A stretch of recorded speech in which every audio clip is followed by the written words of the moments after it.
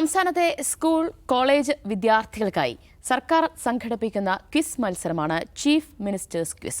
ഈ നിയമസഭാ തെരഞ്ഞെടുപ്പ് അടുത്തിരിക്കെ നമ്മുടെ സംസ്ഥാനത്തിന്റെ ഭരണ പുരോഗതിയൊക്കെ മുൻനിർത്തിയാണ് ആ ക്വിസ് മത്സരം സംഘടിപ്പിക്കുന്നത്. ഈ മാസം 12-ാം തീയതി മുതൽ അടുത്ത മാസം, അതായത് ഫെബ്രുവരി 18 വരെയാണ് വിവിധ തലങ്ങളിലായി ഈ ക്വിസ് മത്സരം നടത്തുന്നത്. ഇതിനായി സർക്കാർ ഒരു കൈപ്പുസ്തകം, എന്ന് വെച്ച് കഴിഞ്ഞാൽ ഭരണ നേട്ടങ്ങളൊക്കെ ഉൾപ്പെടുത്തിക്കൊണ്ടുള്ള, വികസന പദ്ധതികളൊക്കെ ഉൾപ്പെടുത്തിക്കൊണ്ടുള്ള ഒരു കൈപ്പുസ്തകം വരെ ഇതിനായി തയ്യാറാക്കിയിട്ടുണ്ട് എന്നതാണ് എടുത്തു പറയേണ്ടത്. പക്ഷെ നോക്കൂ, ഇതിനെതിരെ ഇപ്പോൾ പ്രതിപക്ഷ അധ്യാപക സംഘടനകളൊക്കെ തന്നെ രംഗത്തിറങ്ങിയിരിക്കുകയാണ്. എന്ന് വെച്ച് കഴിഞ്ഞാൽ സ്കൂളുകളെപ്പോലും കുട്ടികളെപ്പോലും രാഷ്ട്രീയപരമായി ഉപയോഗിക്കുകയാണ് എന്നതാണ് പ്രധാന വിമർശനം. മറ്റൊരു കാരണം, ഇതിലെ ഈ കൈപ്പുസ്തകത്തിലെ കാര്യങ്ങളെല്ലാം തന്നെ ഈ ഭരണ നേട്ടങ്ങൾ, വികസന പദ്ധതികളെക്കുറിച്ച്, അതുപോലെ തന്നെ മന്ത്രിമാരുടെ ലേഖനങ്ങളൊക്കെയാണ് ഉൾപ്പെടുത്തിയിട്ടുള്ളത്. അതിലെ ഒരു ചോദ്യം എന്ന് പറയുന്നത് അതിദാരിദ്ര്യമുക്തമായി സംസ്ഥാനത്തെ പ്രഖ്യാപിച്ചതാര് എന്ന തരത്തിലുള്ള ചോദ്യങ്ങളൊക്കെയാണ് ഇതിൽ ഉൾപ്പെടുത്തിയിട്ടുള്ളത്. അപ്പോൾ ഈ തെരഞ്ഞെടുപ്പ് ലക്ഷ്യമിട്ടുകൊണ്ട് സർക്കാരിൻ്റെ പണം ഉപയോഗിച്ച് തെരഞ്ഞെടുപ്പ് പ്രചാരണം അത് കുട്ടികളിലൂടെ, സ്കൂളുകളിലൂടെ നടത്തുകയാണ് എന്നതാണ് പ്രധാനമായി ഉയരുന്ന വിമർശനം. ഈ വിഷയമാണ് നമ്മൾ ഇന്ന് ആദ്യം സംസാരിക്കുന്നത്. നിഷാദ്, ഇത് സത്യത്തിൽ ഒരു തെരഞ്ഞെടുപ്പ് പ്രചാരണം തന്നെയല്ലേ ഈ ഒരു ക്വിസ് മത്സരത്തിലൂടെ സർക്കാർ സംഘടിപ്പിക്കുന്നത്? ഉറപ്പായിട്ടും അങ്ങനെ തന്നെ വിചാരിക്കണം. കാരണം രാജ്യത്തെ പ്രധാനപ്പെട്ട കക്ഷികളൊക്കെ തന്നെയും അവർ ഭരണത്തിലിരിക്കുമ്പോൾ പല വിധത്തിൽ അവരുടെ ബ്രാൻഡ് ജനങ്ങളിൽ എത്തിക്കാൻ, ഒന്ന് ഭരണത്തിൻ്റെ നേട്ടങ്ങൾ, സർക്കാരിൻ്റെ മികവുകൾ ജനങ്ങളിൽ എത്തിക്കുക, രണ്ട് ആ സർക്കാരിന് നേതൃത്വം കൊടുക്കുന്ന പാർട്ടിയോ അല്ലെങ്കിൽ അതിൻ്റെ നേതാവോ അവരുടെ ഒരു ബ്രാൻഡ്, അവരുടെ ഒരു പ്രതിച്ഛായ, അവരുടെ ഒരു ഇമേജ് ജനങ്ങളുടെ മനസ്സിൽ ഇങ്ങനെ പതിപ്പിക്കാൻ വേണ്ടി പലതരത്തിലുള്ള തന്ത്രങ്ങൾ ഉപയോഗിക്കും. അപ്പോൾ ഇത് സർക്കാർ പ്രഖ്യാപിച്ചിട്ടുള്ള ഒരു ചീഫ് മിനിസ്റ്റേഴ്സ് ക്വിസ് പ്രോഗ്രാം ആണെങ്കിൽ ഇതിന് സാധാരണ പരിപാടിയൊന്നുമില്ല. 5 ലക്ഷം രൂപ മുതൽ ഇങ്ങോട്ട് താഴേക്ക് പ്രതിഫലം കിട്ടുന്ന ആളുകൾ കൊള്ളാം, 1ാം സമ്മാനം കിട്ടിയാൽ കൊള്ളാം, 2ാം സമ്മാനമായാലും തെറ്റില്ല എന്ന മറ്റുള്ള ആളുകൾ ആവേശത്തോടെ പങ്കെടുക്കാൻ സാധ്യതയുള്ള വിധത്തിൽ ഡിസൈൻ ചെയ്തിരിക്കുന്ന ഒരു പരിപാടിയാണ്. അപ്പോൾ അതുകൊണ്ട് തന്നെ ആളുകൾ അതിനു വേണ്ടി മെനക്കെടും, ആളുകൾ അതിനു വേണ്ടി പഠിക്കും, ഹോംവർക്ക് ചെയ്യും. അപ്പോൾ ഹോംവർക്ക് ചെയ്യാൻ വേണ്ടി ആളുകൾക്കുള്ള ക്വസ്റ്റ്യൻസ് എന്താണ്, ആളുകൾ പഠിക്കേണ്ടത് എന്താണെന്ന് പരിശോധിക്കുമ്പോൾ അത് ബഹുഭൂരിപക്ഷവും സംസ്ഥാന സർക്കാരിൻ്റെ ഭരണ നേട്ടം എന്ന് വെച്ചാൽ ഈ 5 വർഷക്കാലം കൊണ്ട് അല്ലെങ്കിൽ കഴിഞ്ഞ 2 ടേം കൊണ്ട് പിണറായി വിജയൻ കേരളത്തിന് നൽകിയിട്ടുള്ള സംഭാവനകൾ എന്താണ്, കേരളത്തിൽ കൊണ്ടുവന്നിട്ടുള്ള വികസന പരിപാടികൾ എന്താണ്, ക്ഷേമ പരിപാടികൾ എന്താണെന്നതിനെക്കുറിച്ച് അവർക്ക് ഓൾറെഡി ഒരു വലിയ ക്യാമ്പയിൻ സംവിധാനം ഉണ്ടല്ലോ. അതിൽ അവർ പറയുന്ന കാര്യങ്ങളുണ്ടല്ലോ. ആ കാര്യങ്ങൾ ആളുകൾ പഠിക്കുക, പഠിച്ചതിന് ശേഷം നിങ്ങൾ എഴുതി വയ്ക്കുക. അപ്പോൾ അതുകൊണ്ടാണ് ആരാണ് അതിദാരിദ്ര്യമുക്ത സംസ്ഥാനമായിട്ട് കേരളത്തെ പ്രഖ്യാപിച്ചത് എന്ന ചോദ്യത്തിന് പിണറായി വിജയൻ എന്നാണ് ഉത്തരം. ഒന്നുകിൽ പിണറായി വിജയൻ എന്ന ഉത്തരം, അതല്ലാത്ത ഉത്തരങ്ങളുണ്ട്. TM സർക്കാരിൻ്റെ കാലം മുതലുള്ള ഇടതുപക്ഷ ജനാധിപത്യ മുന്നണി സർക്കാരുകളുടെ നേട്ടങ്ങളിലേക്ക് സ്പർശിക്കും വിധത്തിലാണ് ഇത് ഡിസൈൻ ചെയ്തിട്ടുള്ളത്. അല്ലാത്ത സംഗതികളുണ്ട്. ഇടയ്ക്ക് ചില കവിതകൾ, ആ കവിത ആരുടേതാണെന്നുള്ള ചോദ്യമൊക്കെ ഉണ്ട്. അങ്ങനെ ബാലൻസ് ചെയ്യാൻ വേണ്ടിയിട്ടാണ്, അതിൻ്റെ ഒരു ഫ്ലേവർ ഒന്ന് ബാലൻസ് ചെയ്യാൻ വേണ്ടിയാണ്. പക്ഷേ ആത്യന്തികമായതിൻ്റെ ഉദ്ദേശം കേരളത്തെ ഉണ്ടാക്കിയെടുക്കുന്നതിൽ ഇടതുപക്ഷ ജനാധിപത്യ മുന്നണികളും അതിൻ്റെ സർക്കാരുകളും, അതിൽ തന്നെ പിണറായി വിജയൻ നേതൃത്വത്തിലുള്ള കഴിഞ്ഞ 10 വർഷത്തെ സർക്കാർ വലിയ തോതിലുള്ള പങ്കാളിത്തം വഹിച്ചിരിക്കുന്നു. അത് ലഹരി മുക്തിയുടെ കാര്യത്തിലായാലും കൊള്ളാം, അല്ലെങ്കിൽ അതിദാരിദ്ര്യ മുക്തിയുടെ കാര്യത്തിലായാലും കൊള്ളാം, വികസന പരിപാടികളുടെ കാര്യത്തിൽ, അല്ലെങ്കിൽ വയനാട്ടിലെ വലിയ തോതിലുള്ള പ്രകൃതി ദുരന്തത്തിന് ശേഷം സർക്കാർ നടത്തുന്ന ആളുകളെ പുനർവസിപ്പിക്കാനുള്ള പരിപാടിയുടെ ഭാഗം, ഇതിലെല്ലാം ഗവൺമെൻറ് പദ്ധതികൾ ജനങ്ങളിലേക്ക് എത്തിക്കുക എന്ന് പറഞ്ഞാൽ ഓരോ വീടുകളിലേക്കും എത്തിക്കുക എന്നാണ് ഉദ്ദേശം. നോക്കൂ, ദിവ്യയുടെ കുട്ടി ഒരു ക്വിസ് കോമ്പറ്റീഷനിൽ പങ്കെടുക്കുന്നു. കുട്ടിക്ക് വോട്ടില്ലല്ലോ എന്ന് നമ്മൾ സാധാരണ നിലയ്ക്ക് ചിന്തിക്കും. പക്ഷേ നിങ്ങളുടെ വീട്ടിലിരുന്ന് കുട്ടി ഹോംവർക്ക് ചെയ്യാണ്. കുട്ടിക്ക് അറിയാത്ത കാര്യങ്ങൾ കുട്ടി അച്ഛനോടോ അമ്മയോടോ ചോദിക്കുകയാണ്. അച്ഛനും അമ്മയും അറിയാത്ത കാര്യങ്ങൾ അവർ മറ്റവരിൽ ചോദിച്ച് മനസ്സിലാക്കുകയാണ്. ആ സംഗതി അങ്ങോട്ട് പ്രസരിക്കുകയാണ്. ആരാണ് അതിദാരിദ്ര്യമുക്തയുള്ള സംസ്ഥാനമായിട്ട് കേരളത്തെ പ്രഖ്യാപിച്ചതെന്ന് കുട്ടിക്കറിയില്ലെങ്കിൽ കുട്ടി അച്ഛനോട് ചോദിക്കുന്നു, അച്ഛനറിയില്ല അച്ഛൻ വേറൊരാളോട് ചോദിക്കുന്നു. അതിദാരിദ്ര്യമുക്തി എന്താണെന്ന് അവർ മനസ്സിലാക്കുന്നു. അതാ ഞാൻ പറഞ്ഞത്, അതിദാരിദ്ര്യമുക്തി എന്താണെന്ന് അവർ മനസ്സിലാക്കുന്നു. അതിദാരിദ്ര്യമുക്ത സംസ്ഥാനമായിട്ട് കേരളത്തെ പ്രഖ്യാപിച്ചിട്ടുണ്ട്. കുട്ടികളില്ലാത്ത വീടുകൾ കുറവാണ്. സോ അതുകൊണ്ട് അത് മാത്രമല്ല, കുട്ടികളിലൂടെ വരുന്ന ഒരു സംഗതി എന്ന് വെച്ചാൽ ആ കുട്ടികൾ അത് പലരോട് സംസാരിക്കുകയും പല ആളുകളിലേക്ക് എത്തിക്കുകയും അങ്ങനെ പരമാവധി പെനിട്രേഷൻ ഉറപ്പാക്കാൻ കഴിയും, അതിൻ്റെ പ്രസരണം ഉറപ്പാക്കാൻ കഴിയും എന്നാണ് സർക്കാർ വിചാരിക്കുന്നത്. ഇതൊരു സാധാരണ നിലയ്ക്കുള്ള കുട്ടികളെ ഉദ്ബുദ്ധരാക്കാം, കുട്ടികളെ പുതിയ കാര്യങ്ങൾ പഠിപ്പിക്കാം എന്നതല്ല. സർക്കാരിൻ്റെ നേട്ടങ്ങൾ ജനങ്ങളിൽ എത്തിക്കാൻ സർക്കാർ ഒരു മെക്കാനിസം ഡിസൈൻ ചെയ്തിരിക്കുന്നു. അതിന് ചീഫ് മിനിസ്റ്റേഴ്സ് ക്വിസ് എന്ന് പേരിട്ടിരിക്കുന്നു. അതിൽ ചില പഴയ കവികളുടെ കവിതാ ശകലങ്ങളുമുണ്ട്. മറിച്ച് ബാക്കിയെല്ലാം സർക്കാർ നേട്ടങ്ങൾ എന്നതാണ് അതിൻ്റെ ഉദ്ദേശം. അതിപ്പോൾ തെറ്റുണ്ടോ എന്ന് ചോദിച്ചാൽ, ഗവൺമെൻറ് ഇപ്പോൾ പൊതുഖജനാവിൽ നിന്ന് പിണറായി വിജയൻ്റെ പേര് പഠിക്കാൻ പണം ചെലവാക്കുന്നു എന്നാണ് ഒരു വിമർശനം. പൊതുഖജനാവിൽ നിന്ന് പണം ചെലവിട്ട് സർക്കാർ കോടാനുകോടി രൂപ PRD വഴി എന്തെല്ലാം തരത്തിലുള്ള പ്രചരണം നടത്തുന്നുണ്ട്. പത്രങ്ങളിൽ വരുന്ന പരസ്യം, ചാനലുകളിൽ വരുന്ന പരസ്യം, ഡിജിറ്റൽ പ്ലാറ്റ്ഫോമുകളിൽ വരുന്ന പരസ്യം, സർക്കാർ തന്നെയും പൊതുഖജനാവിൽ നിന്ന് പണം ചെലവാക്കൊണ്ട് നടത്തുന്ന നവകേരള സദസ്സുകൾ, യാത്രകൾ, ഇവയെല്ലാം സർക്കാരിൻ്റെ പ്രചാരണ പരിപാടികളാണ്. എല്ലാ കാലത്തും സർക്കാരുകൾ ചെയ്തിട്ടുണ്ട്. ഇന്ത്യയിലെ എല്ലാ സംസ്ഥാനങ്ങളിലെയും സർക്കാരുകൾ ചെയ്യുന്നു. കേന്ദ്ര സർക്കാർ തന്നെയും ചെയ്യുന്നു. നരേന്ദ്രമോദി എന്ന് പറയുന്ന ബ്രാൻഡ് അതിൻ്റെ ഉദാഹരണം അതാണ്. എല്ലാത്തിൻ്റെയും നിങ്ങളുടെ മനസ്സിൽ പതിഞ്ഞിരിക്കേണ്ട ഒരു പേര് ഈ ഭരണനായകൻ്റെ പേരാണ്. പിണറായി വിജയൻ്റെ പേര് നിങ്ങളുടെ മനസ്സിലുണ്ടായിരിക്കട്ടെ. ആധുനിക കേരളത്തിൻ്റെ ശില്പി എന്ന മട്ടിലോ മറ്റോ. അതുപോലെ ആധുനിക ഇന്ത്യയുടെ പിതാവ് എന്ന മട്ടിൽ മോദിയുടെ പേരുണ്ടാവണം. റേഷൻ കടയിൽ പോലും മോദിയുടെ പടം വെച്ചിരിക്കണം. നരേന്ദ്രമോദി സർക്കാർ കൊണ്ടുവരുന്ന എല്ലാ പദ്ധതികളിലും നരേന്ദ്രമോദിയുടെ പടം മസ്റ്റാണ്. പെട്രോൾ പമ്പിൽ പോയാൽ അവിടെ മോദിയുടെ പടം, നിങ്ങൾ റേഷൻ കടയിൽ പോയാൽ അവിടെ മോദിയുടെ പടം, ഇനിയിപ്പോൾ ജൻ ഔഷധി മരുന്ന് വാങ്ങിക്കാൻ പോയാൽ അവിടെ മോദിയുടെ പടം, എല്ലായിടത്തും. അതിന് ഈ പറഞ്ഞ ഇതുണ്ട്, ക്രോസ് ബ്രാൻഡിങ്. പടം വെച്ചിട്ടില്ലെങ്കിൽ കേന്ദ്ര സർക്കാർ പൈസ തരില്ല. സർക്കാരിൻ്റെ പരിപാടിയും പദ്ധതിയും എല്ലാം എഴുതി വെച്ച് എൻ്റെ നമ്പറെല്ലാം എഴുതി വെച്ചാൽ മാത്രം പോരാ, മോദിയുടെ പടം മസ്റ്റാണ്. ഉണ്ടെങ്കിൽ മാത്രമേ കേന്ദ്ര സർക്കാർ അവരുടെ വിഹിതം തരൂ. ഇപ്പോൾ പശ്ചിമ ബംഗാളിലൊക്കെയുള്ള സർക്കാർ ഭയങ്കരമായ ഫൈറ്റിലായിരുന്നു. കാരണം ഈ ബ്രാൻഡിങ് പറ്റില്ല എന്ന് പറഞ്ഞിട്ട് ഫൈറ്റായിട്ട് അവരുടെ പൈസ കൊടുത്തിട്ടില്ല. കേരളം ഉണ്ടായിരുന്നു, പക്ഷേ കേരളം അതിൽ കോംപ്രമൈസ് ചെയ്യാൻ കണ്ടത്. കാരണം കാശ് നമുക്ക് ആവശ്യമുള്ളൂ എന്നുകൊണ്ട്. അപ്പോൾ നരേന്ദ്രമോദി എന്ന് പറഞ്ഞ ബ്രാൻഡും ചിത്രവും ഇമേജും ജനങ്ങളുടെ മനസ്സിൽ നിലനിർത്തുന്നതിന് വേണ്ടി എന്താണോ കേന്ദ്ര സർക്കാർ സ്വീകരിക്കുന്ന ഒരു അവരുടെ ഒരു ആക്ഷൻ പ്ലാൻ, അതിനോട് വേണമെങ്കിൽ ചേർന്ന് നിൽക്കുന്നത് വെച്ചാൽ പൂർണ്ണമായും അങ്ങനെ ഒരു മോദി ബ്രാൻഡ് എന്ന് പറയാൻ പറ്റില്ല. സർക്കാരിൻ്റെ ഭരണ നേട്ടങ്ങളും സർക്കാരിൻ്റെ പ്രതിച്ഛായയും ജനങ്ങളുടെ മനസ്സിൽ പതിപ്പിക്കണം. അതിന് പലതരത്തിലുള്ള മാർഗങ്ങൾ അവർ അവലംബിക്കുന്നുണ്ട്. അതിലൊരു മാർഗ്ഗമാണ് ഈ ക്വിസ് പരിപാടി. അത് ഓരോ വീടുകളിലേക്കും ഈ ഇൻഫർമേഷൻ മുഴുവൻ എത്തുകയും അവരതിനെക്കുറിച്ച് ചർച്ച ചെയ്യുകയും ആളുകൾക്കിടയിൽ ഒരു ഇമ്പാക്റ്റ് രൂപപ്പെടുകയോ അല്ലെങ്കിൽ ആളുകൾക്കിടയിൽ ഒരു മതിപ്പുണ്ടാവും. ഈ സർക്കാർ ഇത്രയും എല്ലാവരും ശ്രദ്ധിക്കുന്നില്ലല്ലോ. ഗവൺമെൻറ് ഇപ്പോൾ ഒരു പത്രത്തിൽ ഇപ്പോൾ ഒരു 1-ാം പേജിൽ മൊത്തം ഞങ്ങൾ നടപ്പിലാക്കിയ പദ്ധതി എഴുതി കൊടുത്ത് ആര് വായിക്കാനാണ്? മറ്റേ 5 ലക്ഷം പ്രതീക്ഷിച്ച് മനുഷ്യരെല്ലാം പഠിക്കും. ആ പഠിക്കുന്ന ആളുകളുടെ മനസ്സിലുണ്ടാവും. അത് ഗുണം ചെയ്യുന്ന സർക്കാരിനെ ഏതോ ഏജൻസി ഉപദേശിക്കുന്നതിനനുസരിച്ച് ചെയ്തിട്ടുള്ളതാണ്.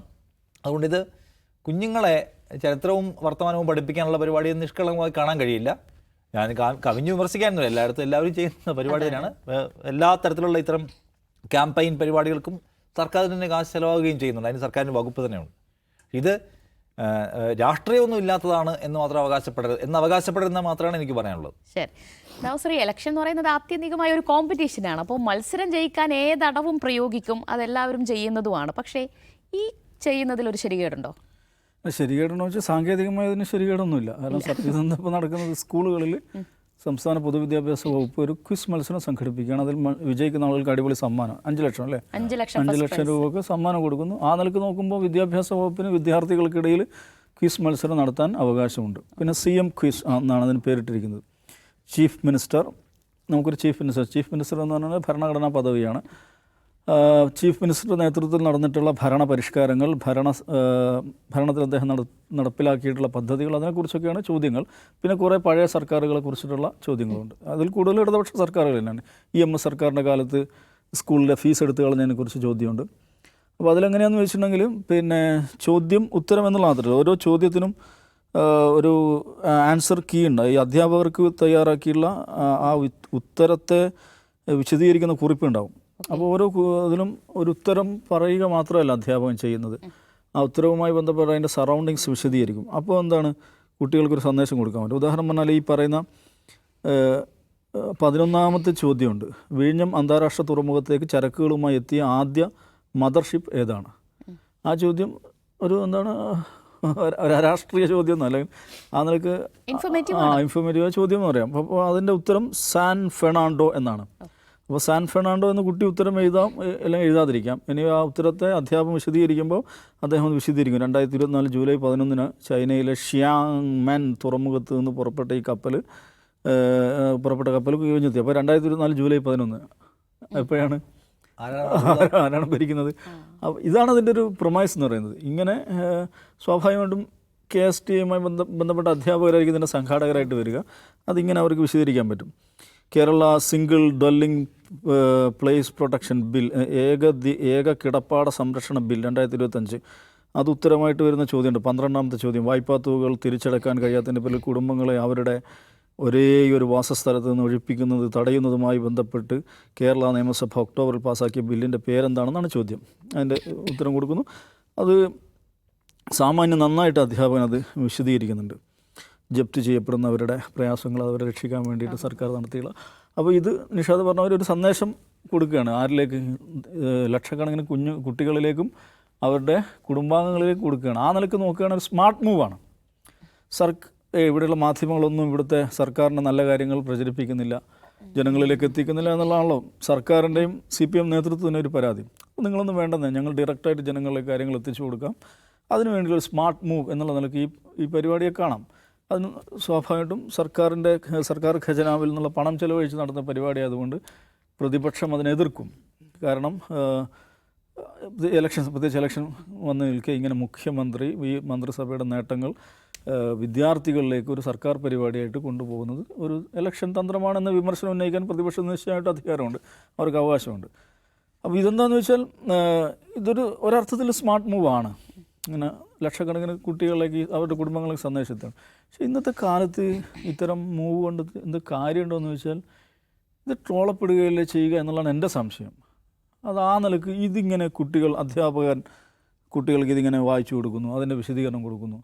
അതുകൊണ്ട് അത് കുട്ടി വീട്ടിൽ പോയി പറയുന്നു, അല്ലെങ്കിൽ വീട്ടിൽ രക്ഷാകർത്താക്കളോട് ഡിസ്കസ് ചെയ്യുന്നു. അങ്ങനെ ഈ സർക്കാരിനെ കുറിച്ചുള്ള ഇത് മറ്റേ സിംഗിൾ ഡെല്ലേഴ്സ് ബില്ല് പാസ്സാക്കിയ സർക്കാരാണല്ലേ, അയ്യോ ഞാൻ അറിഞ്ഞില്ലല്ലോ, മദർഷിപ്പ് ചൈനയിൽ നിന്ന് വന്നത് നമ്മുടെ ഭരണകാലത്താണല്ലേ, ഞാനിതുവരെ അറിഞ്ഞില്ലല്ലോ എന്ന മട്ടിൽ ചെയ്തേക്കാം, ഈ സർക്കാരിനെ തന്നെ പിണറായി വിജയനെ വോട്ട് ചെയ്തേക്കാം എന്നൊക്കെ ആളുകൾ വിചാരിക്കുമോ? എനിക്ക് തോന്നുന്നില്ല അങ്ങനെ വിചാരിക്കുമെന്ന്. പക്ഷേ അങ്ങനെ വിചാരിക്കുന്നതായിരിക്കും സർക്കാർ കരുതിയിട്ടുണ്ടാവുക. ഇതിന് അപ്പോൾ പറഞ്ഞാൽ രാഷ്ട്രീയമായ വിമർശനം പ്രതിപക്ഷത്ത് ഉന്നയിക്കാൻ പറ്റും, പക്ഷേ എന്തെങ്കിലും നമുക്ക് ധാർമ്മികമായിട്ടുള്ള അല്ലെങ്കിൽ നൈതികമായിട്ടുള്ളൊരു പ്രശ്നം മുന്നോട്ട് വെക്കാൻ പറ്റില്ല. കാരണം എല്ലാ സർക്കാരുകളും ഖജനാവിലെ ഫണ്ട് ഉപയോഗിച്ച് തന്നെയാണ് പലതരത്തിലുള്ള അവരുടെ പ്രൊമോഷൻ ക്യാമ്പയിൻസ് നടത്താറുള്ളത്. പിന്നെ ഭരണകൂടങ്ങൾ ഈ ഏകാധിപത്യ ഭരണം, ഇപ്പോൾ മോഡിയെക്കുറിച്ച് നിഷാദ് പറഞ്ഞു, എല്ലാ ഏകാധിപത്യ ഭരണകൂടങ്ങളും തമാശ നിറഞ്ഞ ഇത്തരം പരിപാടികൾ നടത്തിയിട്ടുണ്ട്. അതിലേറ്റവും രസകരമായ കഥകൾ നമുക്ക് കേൾക്കുക ഈ സ്റ്റാലിൻ്റെ കാലത്ത് സ്കൂളുകൾ കേന്ദ്രീകരിച്ച്, വിദ്യാഭ്യാസ സ്ഥാപനങ്ങൾ കേന്ദ്രീകരിച്ച് നടത്തിയിട്ടുള്ള ഒട്ടനവധി പരിപാടികൾ. എൻ്റെ ഒരു പ്രശ്നം എന്ന് വെച്ചാൽ ഞാൻ വളരെ ചെറുപ്പം മുതൽ സോവിയറ്റ് നാട് എന്ന് പറഞ്ഞൊരു പ്രസിദ്ധീകരണം ഉണ്ടായിരുന്നു. നല്ല അടിപൊളി പേപ്പറിൽ എൻ്റെ വീട്ടിൽ സ്ഥിരമായിട്ട് വരാറുണ്ടായിരുന്നു. ഒരു നമ്മളന്ന് വായിച്ചൊരു കഥയുണ്ട്. പാവ്ലിൻ മൊറസോവിച്ച്, പാവ്ലിൻ തന്നെയാണ് എൻ്റെ ഓർമ്മ. പാവ്ലിൻ മൊറസോവിച്ച് എന്ന് പറഞ്ഞാൽ പിന്നെ അന്ന് സ്കൂളുകളിൽ കുട്ടികൾക്കൊരു ഇതുണ്ടായിരുന്നു. സോവിയറ്റ് യൂണിയനിൽ സന്തുഷ്ടകരമായ ബാല്യം നൽകിയ സഖാവ് സ്റ്റാലിന് നന്ദി എന്ന് പറഞ്ഞിട്ടാണ് സ്കൂളുകൾ കുട്ടികളുടെ എന്താ പറയുക, അവരുടെ ഒരു പ്രാർത്ഥനാഗീതം പോലത്തെ അവരുടെ ഒരു വാചകമാണ്. അപ്പോൾ ഈ മൊറസോവിച്ചിൻ്റെ കഥ എന്താണെന്ന് വെച്ചാൽ ഭരണകൂടത്തെ സ്വന്തം വീട്ടുകാർ അച്ഛനും അമ്മയാണെങ്കിലും ഭരണകൂടത്തെ എതിർക്കുകയാണെങ്കിൽ, ഭരണകൂടത്തിനെതിരെ ചാരപ്പണി ചെയ്യുകയാണെങ്കിൽ, വേണ്ടത്ര പണി ചെയ്യുകയാണെങ്കിൽ അത് സർക്കാരിനെ അറിയിക്കണം എന്നുള്ളതാണ് സ്കൂളുകൾ പഠിപ്പിക്കുന്നത്. അപ്പോൾ സ്വന്തം മാതാവിനേക്കാളും പിതാവിനേക്കാളും ലോയൽറ്റി ഭരണകൂടത്തോട് വേണം എന്നുള്ളതാണ് സർക്കാരിൻ്റെ പ്രബോധനം, ഈ പാഠ്യപദ്ധതിയിലൂടെയുള്ള പ്രബോധനം. അപ്പോൾ അങ്ങനെ അറിയിച്ച ഒരു കുട്ടിയാണ് പാവ്ലിൻ മൊറസോവിച്ച്. അങ്ങനെ അന്ന് ഈ കലക്ടവൈസേഷൻ ഇതുണ്ടല്ലോ, മറ്റേ കൂട്ടുകൃഷി, നിർബന്ധിത കൂട്ടുകൃഷി, അതിനെതിരായുള്ള പ്രതിഷേധം, അതിൻ്റെ ഭാഗമായിട്ട് ദശലക്ഷക്കണക്കിന് ആളുകൾ കൊല്ലപ്പെടുന്ന സംഭവമൊക്കെ ഉണ്ട്. ആ സമയത്ത് ഈ കൂട്ടുകൃഷി ഏർപ്പാടിനെതിരെ ഇവൻ്റെ അച്ഛൻ എന്തോ വേല ഒപ്പിച്ചു എന്നോ എന്തോ അതിനെതിരെ പ്രചാരണം നടത്തിയെന്നോ മറ്റോ ഈ പാവ്ലിൻ സർക്കാരിനെ അറിയിച്ചു എന്നും അയാൾ അറസ്റ്റ് ചെയ്തെന്നും അതേ തുടർന്ന് പാവ്ലിൻ്റെ മുത്തച്ഛന്മാരൊക്കെ ചേർന്ന് പാവ്ലിനെ കൊന്നു കളഞ്ഞു എന്നാണ് കഥ. അപ്പോൾ പാവ്ലിനെ സർക്കാർ രക്തസാക്ഷിയായി പ്രഖ്യാപിച്ചു. യങ് പയനിയറിൽ ഉണ്ടായിരുന്ന ഒരാളാണ്. അപ്പോൾ ഭരണകൂടത്തിന് വേണ്ടി സ്വന്തം പിതാവിനേക്കാളും മാതാവിനേക്കാളും ഭരണകൂടത്തോടുള്ള വിപ്ലവ സർക്കാരിനോടുള്ള ലോയൽറ്റി പ്രഖ്യാപിച്ച ധീരനായ കുഞ്ഞെന്നുള്ള നിലക്കാണ് ഈ മൊറസോവിച്ചിൻ്റെ കഥ പ്രചരിക്കുന്നത്. ഈ കമ്മ്യൂണിസ്റ്റ് സർക്കാർ മാറിയതിന് ശേഷം അന്നത്തെ പല കഥകളും ഈ ഡീകോഡ് ചെയ്യപ്പെട്ടിട്ടുണ്ട്. അത് അങ്ങനെയൊന്നുമല്ല, പാവ്ലിൻ അങ്ങനെയൊന്നും ആയിരുന്നില്ല. ആ അച്ഛൻ അമ്മയെ പീഡിപ്പിച്ചതിൻ്റെ പേരിലാണ് പരാതി പറഞ്ഞതെന്നും അവനെ കൊന്നത് സർക്കാർ ഏജൻറ്റുമാർ തന്നെയാണ് എന്നൊക്കെയുള്ള അതിൻ്റെ ഈ കമ്മ്യൂണിസ്റ്റ് സർക്കാർ ഇല്ലാണ്ടായതിനു ശേഷമുള്ള അതേക്കുറിച്ചുള്ള മറുവ്യാഖ്യാനങ്ങൾ വന്നിട്ടുണ്ട്. എനിവേ, അത് സർക്കാർ വിദ്യാഭ്യാസ സ്ഥാപനങ്ങൾ ഉപയോഗിച്ചിട്ട് സർക്കാരിനെ നയിക്കുന്ന വ്യക്തി, ആ കൾട്ട് ബിൽഡിംഗ്, ഈ പണി വഴിയൊക്കെ എല്ലായിടത്തും നടക്കാറുണ്ട്. അത് കമ്മ്യൂണിസ്റ്റ് നാടുകളിൽ എന്താണ് രസകരമായ രീതിയിൽ നമുക്ക് എന്താ പറയുക, ഒരു കോമഡി കഥ വായിക്കുന്നത് പോലെ വായിക്കാൻ പറ്റുന്ന സംഭവങ്ങൾ ഉണ്ടായിട്ടുണ്ട്. ആ നിലയിൽ ഒരു ചെറിയ സംഗതി എന്നുള്ള ആൾക്ക് കണ്ടാൽ മതി, വല്ലാതെ ഇഷ്യൂ ആക്കണ്ട.